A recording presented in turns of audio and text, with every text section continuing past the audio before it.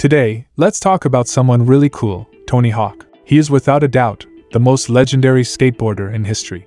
Some 3 or 4 decades ago, he was considered one of the coolest individuals in the hearts of American youth. Surprisingly, even today, he remains one of the coolest guys around. With over 40 years of skateboarding under his belt, Tony Hawk has not only invented numerous skateboarding tricks but continues to embrace the sport passionately. His spirit has influenced generation after generation of young enthusiasts. Born on May 12, 1968, in San Diego, California, Tony Hawk grew up in a time when surfing became popular in California in the early 20th century. His brother was a surfing enthusiast, so Tony started surfing at a young age. However, he wasn't particularly good at it. I'm not great at surfing. I'm actually scared of big waves because if I fall on a big ramp, it doesn't come crashing after me and, and try to drown me. As a child, Tony was frail and was considered to have attention deficit hyperactivity disorder, ADHD. His performance in sports wasn't remarkable. Following a psychological evaluation in school, it was revealed that Tony was a genius with an IQ of 144. School counselors suggested placing him in advanced classes. It wasn't until he was 9 years old that Tony received his first skateboard from his brother, igniting his passion for the sport. Although the skateboard was basic and couldn't perform many tricks, it marked the beginning of a revolutionary development in skateboarding. Interestingly, at that time, Tony was also playing the violin. The school's music teacher wanted him to participate in all school concerts on weekends, forcing him to choose between the violin and skateboarding. It must have been a tough decision for him, considering how hard it is to resist the allure of the violin. Tony's natural talent in skateboarding soon became evident. His slender physique did not hinder him but, on the contrary, made him more agile in executing skateboard moves. He invented many graceful maneuvers resembling acrobatic performances, and his unique style, likened to a bird in flight, earned him the nickname Birdman. At the age of 11, he started participating in competitions. After gaining recognition and sponsorships, he joined the renowned skateboarding team, Bones Brigade, at the age of 12. The members of Bones Brigade were widely regarded as leaders in skateboarding, credited with inventing many well-known skateboarding tricks. In the 1970s, California experienced a rare drought, rendering many pools unusable due to water shortages. Skateboarders discovered that these circular pools were perfect for skateboarding. The transformation of these pools into skateboard facilities quickly fueled the popularity of skateboarding. Subsequently, various skateboarding competitions and sponsors multiplied. Tony Hawk virtually dominated every competition he entered, received numerous endorsements for skateboarding products, and even appeared in some skateboarding films. This not only brought him fame but also substantial financial gains. At the age of 15, he bought his first house. By the age of 16, he became the world's top-ranked skateboarder in the professional league, maintaining that title for a decade. Upon high school graduation, his annual income reached $160,000, equivalent to approximately $500,000 in today's inflation-adjusted terms. In his youth, Tony Hawk not only knew how to make money but also how to spend it. The majority of his earnings went into parties, buying cars, and vacations. He even bought a tanning bed for his sister, which seemed a bit extravagant considering they lived in sunny Southern California. The 1980s were the golden age of skateboarding, with the sport being perceived as incredibly cool. However, by the 1990s, skateboarding suddenly fell out of favor. Skateboard parks were closing, many skateboard companies went bankrupt due to declining sales, and Tony Hawk's endorsement income began to shrink. At that time, his income mainly came from product sales royalties, and his once affluent lifestyle became financially strained. To make matters worse, the style of skateboarding he was passionate about became unpopular. Street skateboarding gained popularity from the 90s and continues to the present day. Skateboarders shifted from using dry pools or skate parks to hitting the streets of cities, favoring this more accessible style over traditional vert skateboarding. Tony Hawk's dominance in competitive skateboarding for a decade was based on vertical skateboarding, and as vertical skateboarding became niche, his commercial value diminished. During this challenging period, Tony Hawk tried various things, including starting his own skateboard brand, Birdhouse. This choice was risky given the market conditions at the time. With insufficient startup capital, he had to mortgage his house and replace his car. If Birdhouse failed, Tony Hawk himself would face the risk of bankruptcy. To promote the brand, they started touring the country for skateboard performances. Due to budget constraints, they couldn't afford even a decent hotel, and all the skateboarders were forced to sleep on the floor. Couldn't afford a van, so we all piled into one little car and went on tour. At that time, Tony Hawk was in his early 20s, had just become a father, but couldn't even afford to pay his employees' salaries. Even covering his own living expenses became a problem. The persistence in this venture was driven more by passion. Even though skateboarding was not as lucrative as before, he believed the sport would eventually make a comeback. In 1995, just as discussions about giving up on Birdhouse were gaining momentum, a turning point finally arrived. ESPN organized the first X Games, showcasing extreme sports like rock climbing, bungee jumping, inline skating, motocross, and of course, skateboarding. This marked skateboarding's first appearance on television, and with such a massive audience, the sport began to capture more hearts.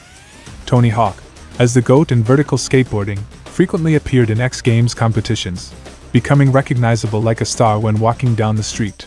Birdhouse sales finally started to grow, and by 1998, Birdhouse became the top-selling skateboard brand in the market. Apart from the X Games, what made Tony Hawk even more famous was a game named after him. In 1998, Activision planned to develop a skateboarding simulation game and sought a professional skateboarder to assist in the development. They needed someone who could perform the most professional skateboard moves and serve as a cultural ambassador for skateboarding. They found their then regarded as the Michael Jordan of skateboarding, Tony Hawk. Tony Hawk, who also enjoyed playing games, was impressed with the prototype. Thus, he agreed to endorse the game. He took a keen interest in the game named after him, assisting in its development and utilizing his connections to include other professional skateboarders as playable characters. He not only had the animators capture various angles of his skateboard moves but also demanded the development team to send him a build of the game every week during the development phase, providing feedback on the gameplay. Of course, most importantly, Tony Hawk brought this game the most successful marketing campaign in gaming history. On June 27, 1999, during the latest X Games event, a post-competition segment was added called the Best Trick Event. All participants could showcase their most powerful and desired tricks on the U-shaped ramp. This segment was more performance-oriented than competitive, allowing participants to express themselves without the pressure of winning or losing. However, on that day, the event's host suddenly shouted to Tony Hawk, "Hey Tony, let's see that 900. The 900 refers to the degree of rotation a skateboarder performs in the air. In this case, the skateboarder needs to execute a 2.5 spin while airborne over the U-shaped ramp. At that time, this move was considered nearly impossible. Tony Hawk had conceived the idea of the 900 in the early 1990s when he was just 20 years old. However, despite attempting it for nearly a decade, he had not succeeded. In 1995, his numerous attempts resulted in a broken rib and a hospital stay, leading to a lack of confidence in attempting the 900. All eyes were now on him, and other skateboarders stopped queuing to cheer him on. The atmosphere was electric. Despite his lack of confidence, Tony Hawk didn't want to disappoint the audience. So, he began a series of attempts, one after another. The 900 presented a considerable challenge as it required increased speed, more airtime, and executing 2.5 spins, meaning Tony would land facing away from the ramp landing point twice during the. He could only see his landing point in the brief moment of the final half spin, requiring him to adjust his body's center of gravity within that short time frame. Sometimes he faced the risk of not grabbing the skateboard and landing directly on the ground, a potentially dangerous impact that could result in being stretchered off in front of the audience, and his son Spencer was also present. Under immense pressure, Tony Hawk entered a state of flow. He felt the slope was perfect, focused entirely on the front, took a deep breath, and made his 10th attempt. This moment was the most crucial in skateboarding history. Picture it, here we go! Feel it!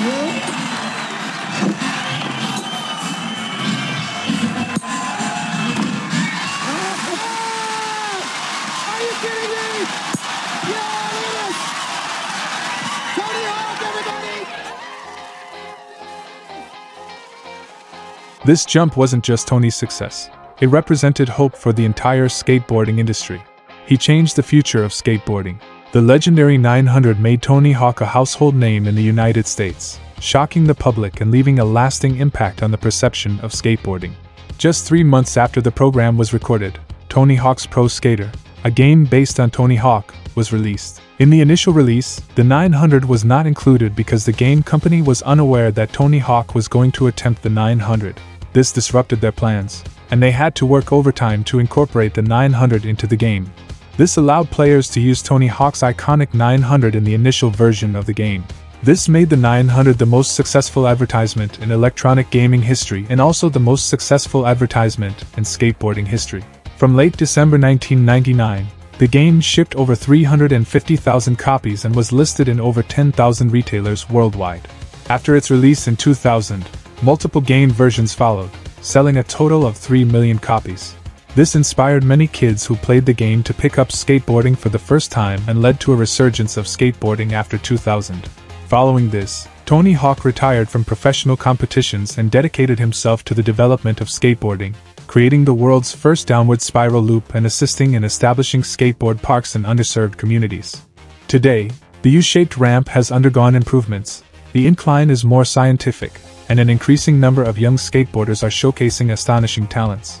The 900 is no longer considered the most challenging maneuver in skateboarding. In the professional competition of the X Games in 2021, 12-year-old Guy Curie successfully landed a 1080, adding half a spin to the 900. Tony Hawk, present at the event, watched as the younger generation followed in his footsteps, creating new legends. Currently residing in San Francisco, Tony Hawk lives in a luxurious mansion. Unlike other mansions with just a lavishly decorated swimming pool in the backyard, his mansion features a private skateboard park. He still maintains his passion for skateboarding and enjoys the thrill of riding. On June 27, 2016, Tony Hawk celebrated his 48th birthday, marking 17 years since he first completed the 900. At that time, he had a new idea. He wanted to attempt the 900 again on his 48th birthday. However, this time, there was no large crowd cheering for him, no sponsorship or prize money as motivation. He did it purely for the fun, reminiscent of the pure enjoyment he had for skateboarding in his childhood. He believed he could do it. Even a legend like him couldn't escape the inevitable aging process. He attempted, failed, attempted again, and failed again. The irreversible marks of time left his body with visible signs of aging, diminished muscle function, slower reaction times, and decreased balance. This challenge proved to be even more difficult than his youthful attempts. However, what remained unchanged was the determination in his eyes, as firm as it was in the 1999 X Games. Finally,